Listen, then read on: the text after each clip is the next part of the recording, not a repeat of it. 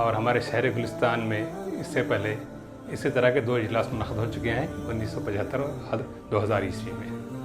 اور یہ ایک مرتبہ پھر ہم خوش نصیب ہیں کہ اہلیان کرناٹک کو اس بار میزبانی کا شرف حاصل ہو رہا ہے.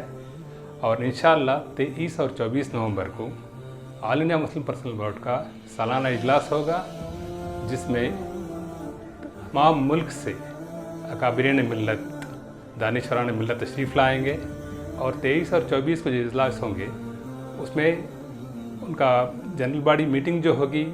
یہ اس مرتبہ ایک انتخابی اجلاس بھی ہے، اہمیت کا حامل ہے. وہ سبیل الرشاد میں 23 کی صبح اور 24 کی صبح دوپہر تک رہے گا. پھر اس کے بعد میں جس بات کی طرف آپ کی توجہ دلانا چاہ رہا ہوں وہ یہ ہے کہ ایک عمومی اجلاس 24 نومبر کی شام بعد نماز عصر عیدگاہ قدس صاحب میں منعقد ہوگا، جو بہت ہی انتہائی اہمیت کا حامل ہے، اس لیے کہ اس وقت ملک کے جو حالات ہیں اس کے پیش نظر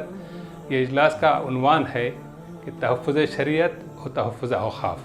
آپ سب حضرات کے علم میں یہ بات ہے کہ اس وقت اوقاف کے تعلق سے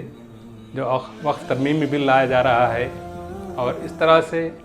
ملت اور ملک میں جو ایک طرح کی ہنگامہ آ رہی ہے، اس کے پیش نظر